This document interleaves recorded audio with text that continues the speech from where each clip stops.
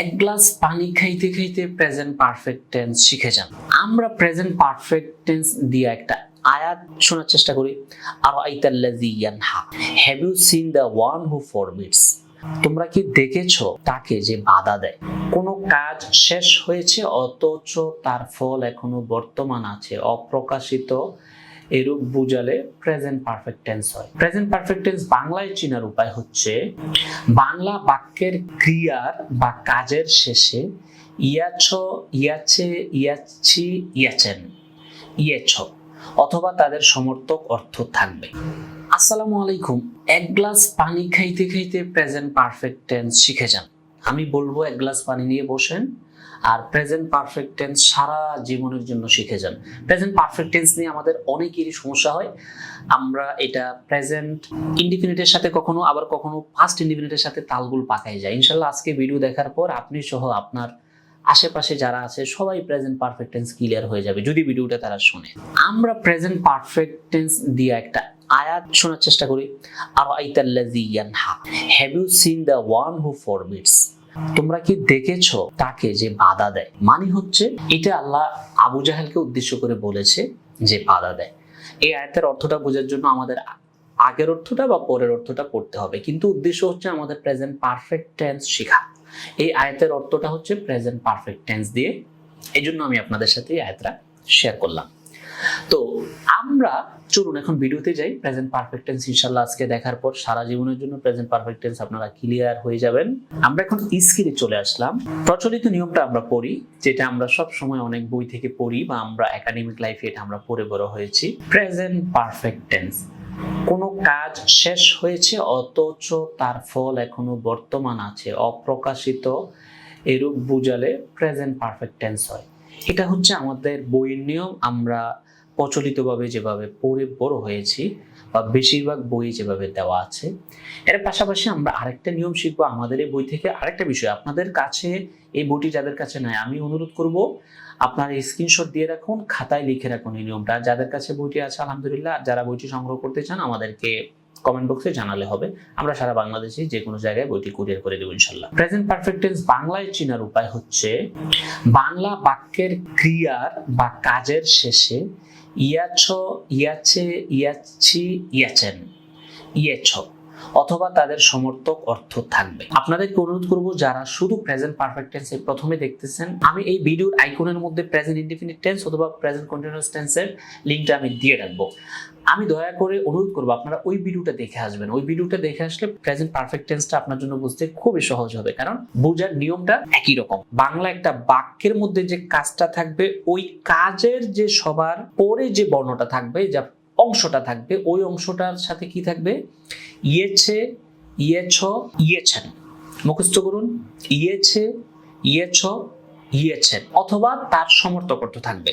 মানে কেউ যদি বলে আমি ভাত খেয়েছি, অথবা এটার সমর্থক যা থাকে আমি ভাত খাইছি। অনেক সময় আমরা আঞ্চলিক ভাষা বলি, আঞ্চলিক ভাষা বাংলা অনেকভাবে বলা যায়, কিন্তু ইংরেজিতে আপনাকে গ্রামার স্ট্রাকচার ফলো করেই কিন্তু আপনাকে বলতে হবে। ঠিক আছে, কেউ আমি ভাত খাইছি এটা দিয়ে যা বোঝায়, আমি ভাত খেয়েছি দিয়ে কিন্তু তাই বোঝায়। তো খেয়েছির সমর্থক শব্দ যদি অন্য থাকে তাহলে কিন্তু এটা আমার প্রেজেন্ট পারফেক্ট টেন্স হবে। তো আমরা স্ক্রিনে চলে যাই।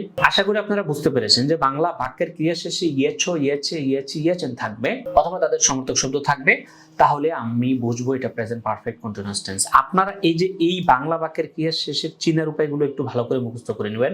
প্রথমে একটু মুখস্থ করতে আপনাদের কাছে একটু কঠিন মনে হতে পারে, আমি অনুরোধ করবো একবার মুখস্থ করে নিলে প্রেজেন্ট পারফেক্ট কন্টিনিউয়াস টেন্স খুব সহজে সারা জীবনের জন্য আপনারা ক্লিয়ার হয়ে যাবেন। এটা কখনো আপনাদের প্যাচ লাগবে না। কি, আমার সাথে 5 বার পড়ুন।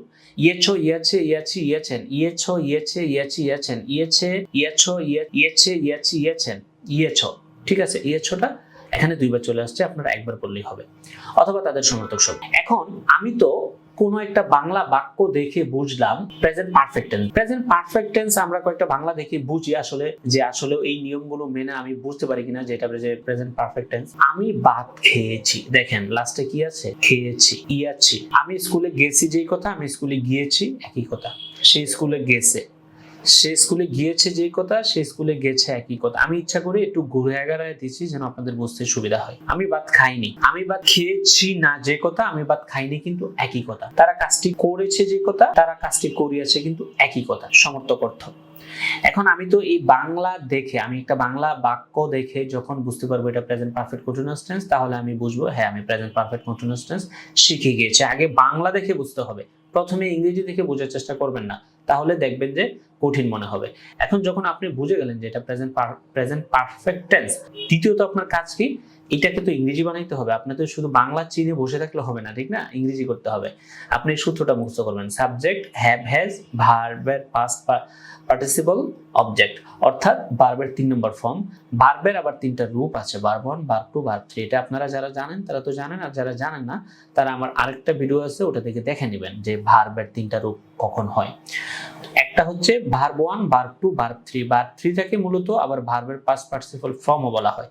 তো আপনারা ভার্ব 3 বা ভার্বের পাস্ট পার্টিসিপল ফর্ম দিবেন, তারপর অবজেক্ট দিবেন যদি থাকে, না থাকলে অবজেক্ট নাই।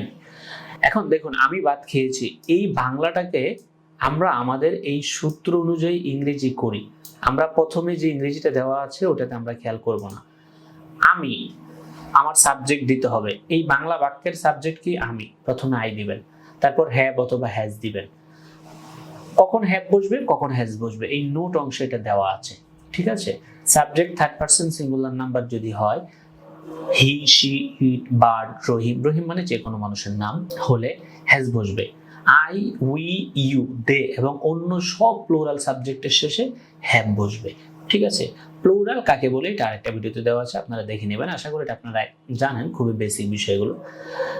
তো আই যেহেতু আছে, আই থাকলে কি হয়? হ্যাভ হয়। আমি এখানে হ্যাভ দিব।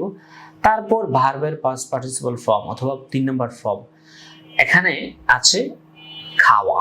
খাওয়া এর ইংরেজি কি? ইট। এটার 3 নম্বর ফর্ম কি? ইটেন, বা পাস্ট পার্টিসিপল ফর্ম কি? ইটেন। আমি ইটেন দিব। তারপর আমার এখানে অবজেক্ট কি? অবজেক্ট হচ্ছে রাইস। আমি বা বাংলায় ভাত, আমি এখানে কি দিব? রাইস লাস্টে দিব, যেহেতু আমার সূত্রের মধ্যে অবজেক্ট সবার পরে আছে। আমি এই বাংলাটাকে এই সূত্র দেখে দেখে আমি বসাবো। বসানোর পরে দেখবেন সেম ভাবে বাকিগুলো আপনারা নিজেরা বাংলাটা লিখেন, এই সূত্রটা দেখে ইংরেজিটা বানান। বানানোর পরে দেখেন যে এটার সাথে মিলতেছে কি। আশা করি প্রেজেন্ট পারফেক্ট টেন্স আপনারা ভালোভাবে ক্লিয়ার হয়েছে।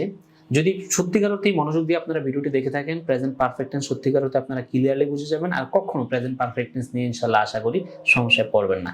দেখা হচ্ছে পরবর্তী ভিডিওতে। আর আপনারা যারা আমাদের এই বইটি সংগ্রহ করতে চান আমাদেরকে কমেন্ট বক্সে জানাতে পারেন। আর যারা ভোকাবুলারি পড়তে চান, আমাদের একটি অ্যাপস আছে, প্লে স্টোর থেকে আপনারা সার্চ করে পেয়ে যাবেন। ওই অ্যাপসের মধ্যে অডিও উচ্চারণ সহ প্রায় 2000 ভোকাবুলারি দেওয়া আছে, ভার্ব সহ, এবং অডিও উচ্চারণটা সহকারে শুনতে পারবেন। সবচেয়ে ইন্টারেস্টিং বিষয় হচ্ছে এটা, আমরা ভুল ভোকাবুলারি মুখস্থ করি। এই ভুল ভোকাবুলারি মুখস্থ করার দিন থেকে আপনি বাঁচতে পারবেন, এবং এই ভুল ভোকাবুলারির দিন অতিক্রম করে নতুন স্টাইলে ভোকাবুলারি মুখস্থ করুন। আর এই নতুন স্টাইলে ভোকাবুলারি মুখস্থ করতে শুদ্ধভাবে আমাদের অ্যাপসটি ইনস্টল করে আজই পড়া শুরু করুন। দেখা হচ্ছে পরবর্তী ভিডিওতে। আসসালামু আলাইকুম।